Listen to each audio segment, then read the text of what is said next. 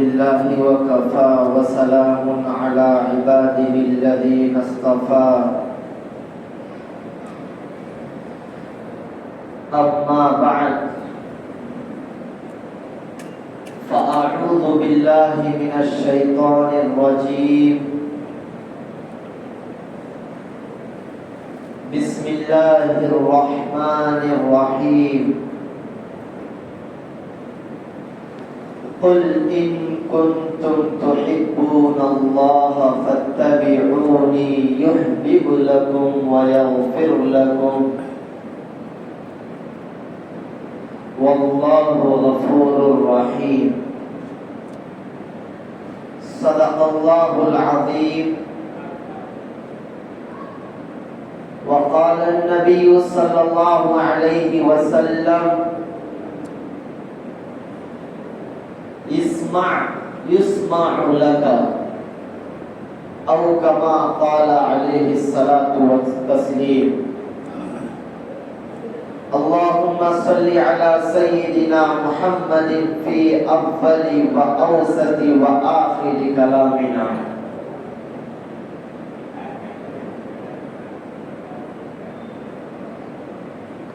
میرے عزیز دوستوں اور معزز حضرات،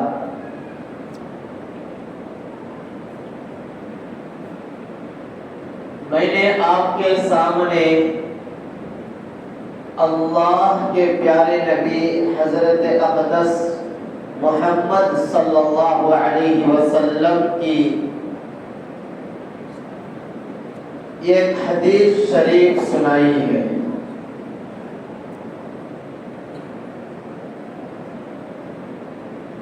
دیکھنے میں وہ ایک چھوٹا سا ٹکڑا ہے حدیث شریف کا، اسمع یسمع لک، لیکن اگر کوئی سمجھے گا، اگر کوئی اس کی تفسیر میں جائے گا، اگر کوئی اس کی عبودیت کو پڑھے گا، تو میرے بھائیوں میں کہتا ہوں یہ جو حدیث کا ایک چھوٹا سا ٹکڑا ہے، اسمع یسمع لک، اسی میں پورے دین کا خلاصہ ہے، پورے دین کا خلاصہ۔ آدمی جب سے مکلف ہوتا ہے شرعی احکامات کا، یعنی بالغ ہونے کے بعد سے لے کر اس کی آخری سانس تک، جب تک بھی اس دنیا میں رہے گا تو اس کو دین پر چلنا پڑے گا، اللہ کی مان کر زندگی گزارنا پڑے گا۔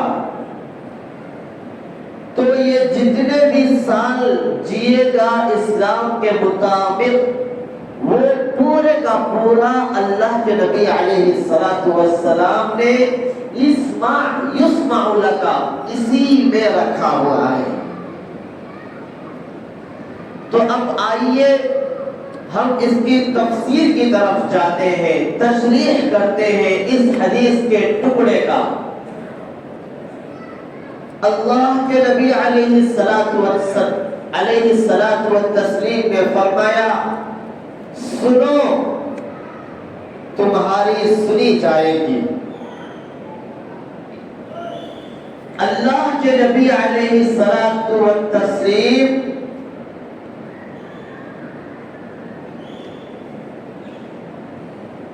جوامع الکلم تھے، یعنی آپ کی زبان مبارک سے نکلا ہوا ایک جملہ، اس میں بہت ساری چیزیں آ جاتی تھی، عبارت کے اعتبار سے، عربی کے اعتبار سے، دیکھنے میں، لکھنے میں، پڑھنے میں بالکل مختصر ہوتا ہے، لیکن اگر اس کی تشریح میں جائیں گے تو مکمل دین اسی میں آئے گا۔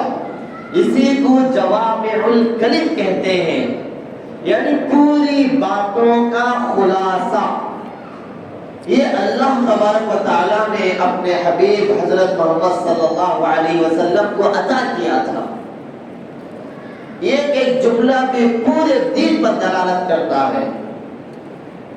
تو اللہ کے نبی نے فرمایا اسمع یسمع لکا کہ لوگوں تم سنو تمہاری سنی جائے گی.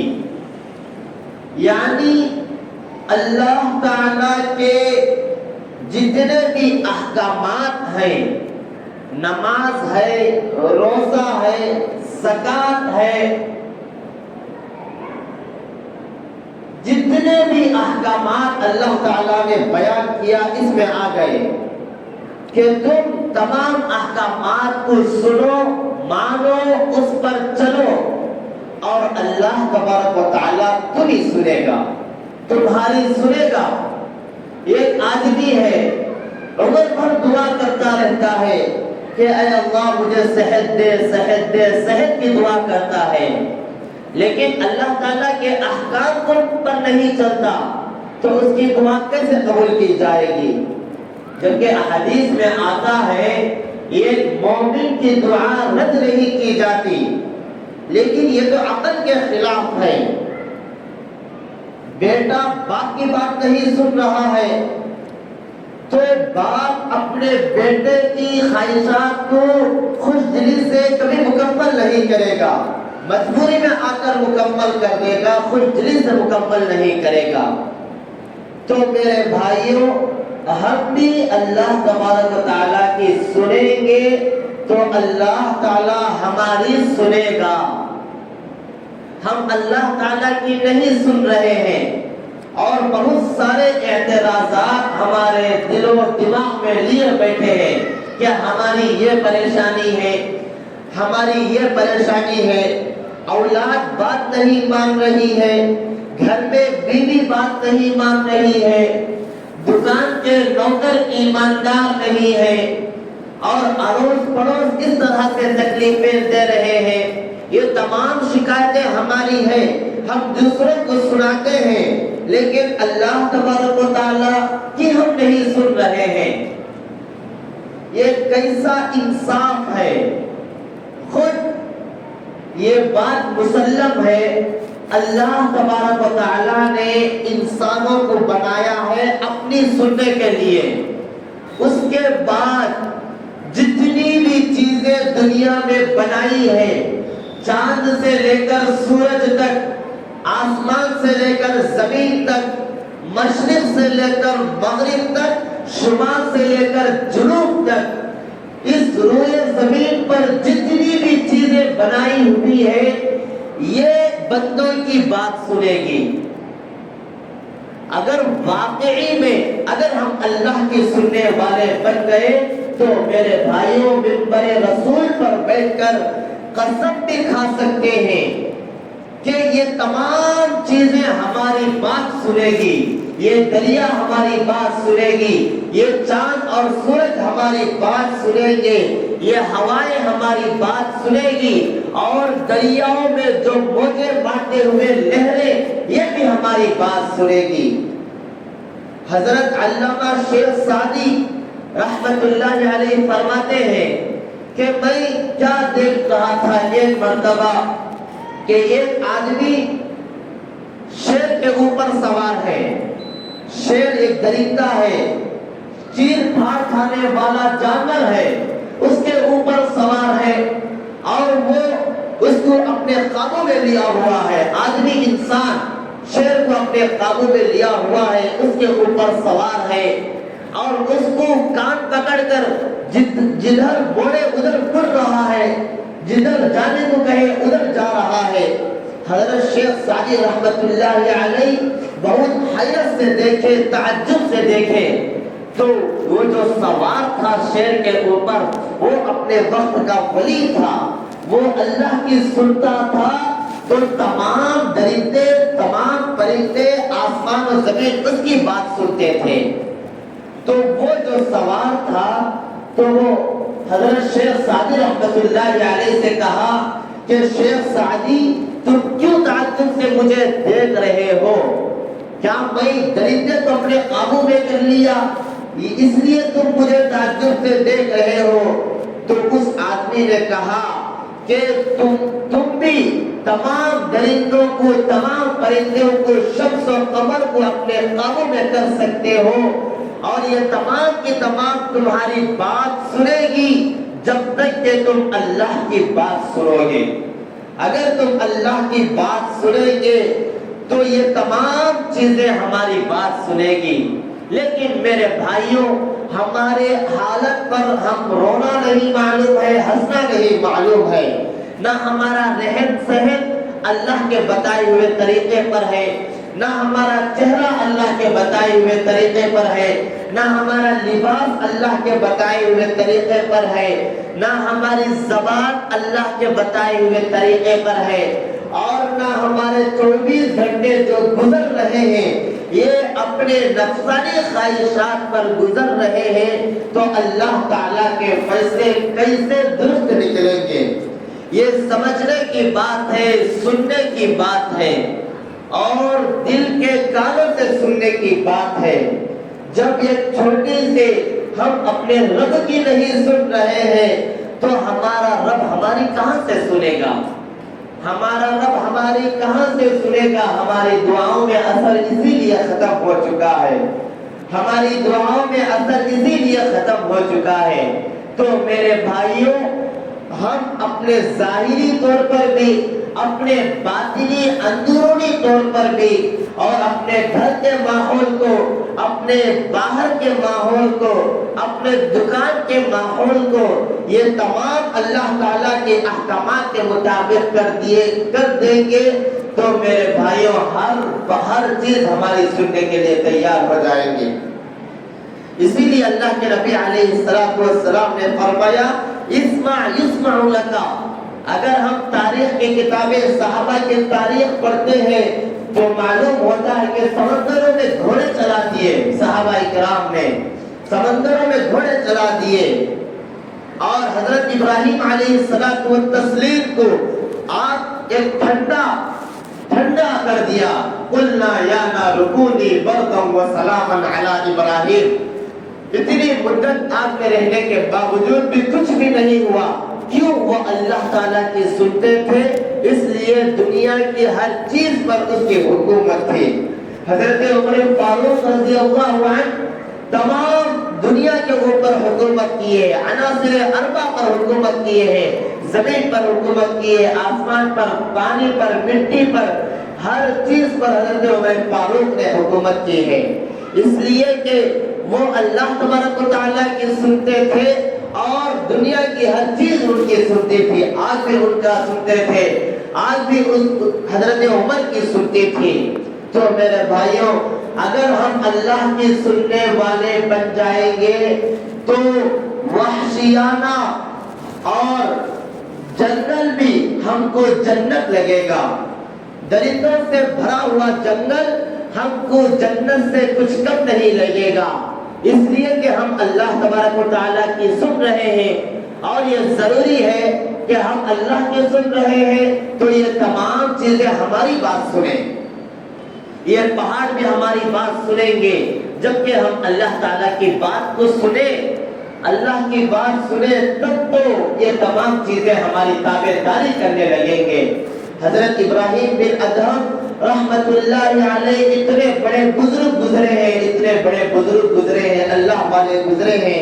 ایک مرتبہ مکہ المکرمہ میں پہاڑ کے اوپر لوگوں کو نصیحت کرتے ہوئے کہتے ہیں کہ اے لوگوں، تم اللہ کی سنو، دنیا کی ہر چیز تمہاری سننے کے لیے تیار ہو جائے گی، بشرطے کہ تم اللہ کی سنو، اللہ جس طرح کہتا ہے اپنا ظاہر اس طرح کرو، اب اللہ جس طرح چاہتا ہے اپنا باطن اس طرح کرو، اور حقوق العباد کی پابندی کرو۔ اس طرح حضرت ابراہیم بن ادہم رحمت اللہ علیہ نے لوگوں کو نصیحت کرتے ہوئے کہا، اور حضرت ابراہیم بن ادہم رحمت اللہ علیہ نے فرمایا کہ اے لوگوں اگر تم اللہ کی سنو گے تو پہاڑ بھی تمہاری بات سنے گی، پہاڑ بھی تمہاری بات سنے گی، یہ درختیں جتنے بھی بے جان ہیں اور جاندار ہیں ساری چیزیں تمہاری بات سنے گی۔ اگر تم پہاڑ کو چلنے کے لیے کہو گے تو پہاڑ بھی اپنی جگہ سے ہٹ کر تمہاری خدمت کرنے کے واسطے تیار ہو جائے گا، بشرطے کہ تم اپنے آپ کو اس لائق بناؤ۔ تو یہ بات بولنا تھا کہ جس پہاڑ کے اوپر حضرت ابراہیم بن ادھم رحمت اللہ علیہ کھڑ کر وعظ فرما رہے تھے، نصیحت کر رہے تھے، وہ پہاڑ اپنی جگہ سے چلنا شروع ہو گیا۔ تو حضرت ابراہیم بن ادھم رحمت اللہ علیہ نے فرمایا کہ پہاڑ میں تجھے چلنے کے لیے نہیں کہہ رہا ہوں، بلکہ میں نصیحت کر رہا ہوں، میں لوگوں کو بتا رہا ہوں، اور تو اپنے جگہ رک جا۔ تو وہ پہاڑ تمام لوگ منظر دیکھ رہے تھے، کتابوں میں لکھا ہوا ہے، یہ کوئی کہانی نہیں ہے، واقعی صحیح چلا ہوا واقعہ ہے۔ اور پہاڑ کو کہتے ہیں کہ تم رک جاؤ تو پہاڑ رک جاتا ہے اپنی جگہ۔ تو میرے بھائیوں یہ وقت کے اللہ والے تھے، اور اللہ والے اللہ کے سنتے ہیں، اسی لیے اللہ والوں کی ہر چیز سنتی ہے۔ اور یہ کمزور عقیدہ رکھنے والے، کمزور ایمان رکھنے والے کہتے ہیں کہ اچھا خاصا نماز پڑھ رہا تھا، اچھا خاصا دیندار تھا، اس کو اس طرح کی پریشانیاں آ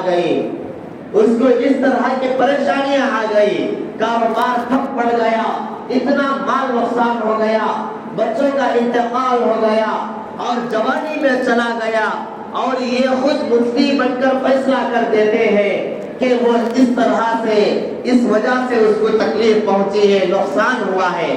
تو میرے بھائیوں جو پریشانیاں آتی ہیں، جو مصیبتیں بندوں کے اوپر آتی ہیں، وہ اللہ کے نزدیک محبوب اور پسندیدہ بندے ہیں۔ اس کا ایمان ہم کو رکھنا چاہیے، اس لیے کہ اگر ہم شریعت کی تعلیمات کو پڑھیں گے، اور جتنی کتابیں اللہ انبیاء اکرام علیہ السلام کے بارے میں آئی ہوئی ہیں، یہ کتابوں کا مطالعہ کریں گے تو ہم کو معلوم ہوگا کہ اس روئے زمین پر حضرت آدم علیہ نبینا علیہ السلام سے لے کر اب تک اور آئندہ بھی جتنی مصیبتیں، جتنی پریشانیاں، جتنی تکلیفیں انبیاء اکرام پر آئی ہے، اتنی کسی بندے پر نہیں آئی ہے۔ سب سے زیادہ پریشانیاں انبیاء اکرام علیہ السلام کو آئی ہے۔ کیا اس کا مطلب یہ ہے کہ انبیاء اکرام اللہ تعالیٰ کے نزدیک پسندیدہ نہیں ہے بلکہ محبوب بندے ہیں؟ ہمارا ایمان ہے کہ اس دھرتی پر سب سے افضل مقام و مرتبہ، سب سے زیادہ حضرات انبیاء اکرام علیہ السلام کا ہے۔ ان سے گناہ سرزد ہی نہیں ہوتے، معصوم عن الذنوب ہوتے ہیں، یہ گناہوں سے بالکل پاک ہوتے ہیں، یہ ہمارا عقیدہ ہے۔ تو میرے بھائیوں، ان کو جب تکلیفیں اور مصیبتیں پہنچی ہیں تو ہم کہاں کے ہیں؟ ہمارے اوپر بھی مصیبتیں آئیں گی، تکلیفیں آئیں گی، لیکن مصیبتوں کے وقت اور تکلیفوں کے وقت، جانی اور مالی نقصان کے وقت ہم کیا کرنا چاہیے؟ تو اللہ تعالیٰ نے فرمایا الذین اذا اصابتہم مصیبہ، جب مصیبت پہنچے، تکلیف پہنچے تو کہو انا للہ، قالوا انا للہ و انا الیہ راجعون۔ انا للہ و انا الیہ راجعون کا مطلب اللہ تعالیٰ جو مصیبتیں پہنچایا ہے یہ شیطان کی طرف سے نہیں آئی مصیبتیں، جو بچہ انتقال ہو چکا ہے یہ اللہ کے سوا دوسرا نہیں لیا ہے بلکہ اللہ تعالیٰ اپنی مرضی کے مطابق لیا ہے۔ اللہ تعالیٰ دیا اور اللہ تعالیٰ لیا، مال دیا ہے اور مال میں نقصان ہو گیا ہے، یہ بھی من جانب اللہ ہے۔ خیر ہو شر ہو تمام، والقدر خیرہ وشرہ من اللہ تعالی، اچھی اور بری جو بھی باتیں پائی جاتی ہیں یہ سب کے سب اللہ تعالی کی طرف سے آتی ہے۔ بس ہمارا ایمان مضبوط رہنا چاہیے. یہ جو مصیبتیں آتی ہیں یہ ایمان کا امتحان لینے کے لیے آتی ہیں. تو میرے بھائیوں ایسے وقتوں میں ہم اپنے ایمان کو مضبوط کرنا چاہیے اور اللہ تعالیٰ کی جو رضا ہے, اللہ تعالیٰ کا جو فیصلہ ہے, اس فیصلے کے مطابق ہم اپنے آپ کو ڈھالنا چاہیے اور اپنے آپ کو سنبھالنا چاہیے. ایسے وقتوں میں اگر بچے 10ویں فیل ہو گئے اور نوکری لگنا تھا, جاب لگنا تھا, وہاں فیل ہو گئے تو خودکشی کر لیتے ہیں, مایوسی کا شکار ہو جاتے ہیں. قرآن میں اللہ تعالیٰ فرماتا ہے یا ایھا الذین آمنوا لا تقنطوا من رحمت اللہ. اللہ تعالیٰ کی رحمت سے مایوس نہ ہونا. اللہ تعالیٰ کی رحمت بہت بڑی رحمت ہے. ادھر باپ, ادھر خاندان والے, ادھر بچہ, ساری محنتیں کر کے بچے کو ڈاکٹر بنانا چاہتے ہیں اور وہاں سیٹ نہیں ملی تو مایوسی کا شکار ہو جاتے ہیں. تو میرے بھائیوں, آپ کے بچے کو ڈاکٹر بنانا ہے یا انجینئر بنانا ہے, تمہارے سے زیادہ اللہ تعالیٰ جانتا ہے. اللہ تعالیٰ عالم الغیب ہے. ما کان جو ہو چکا ہے اللہ اس کا بھی علم رکھتا ہے, جو ہو رہا ہے اللہ تعالیٰ اس کا بھی علم رکھتا ہے, جو ہونے والا ہے اللہ تعالیٰ اس کا بھی علم رکھتا ہے. اللہ تعالیٰ کی صفت ہی علام الغیوب ہے. غیب کی خبروں کو, غیب کی باتوں کو اللہ تعالیٰ جانتا ہے.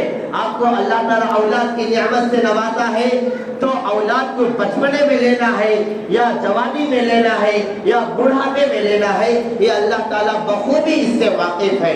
تو میرے بھائیوں, ہم سب کا ایمان مضبوط رکھنا چاہیے اور اللہ تعالیٰ کے اوپر مکمل ایمان رکھنا چاہیے. اور آخر میں ضروری بات یہ ہے کہ ہمارے نوجوان نسل کرکٹوں میں بہت لگی ہوئی ہے, کرکٹ بہت دیکھ رہے ہیں. اس کا شرعی مسئلہ سن لیجئے. کرکٹ دیکھنا, جو مروجہ کرکٹ ہے, اس کو دیکھنا بہت ساری خرابیاں پیش آ سکتی ہے.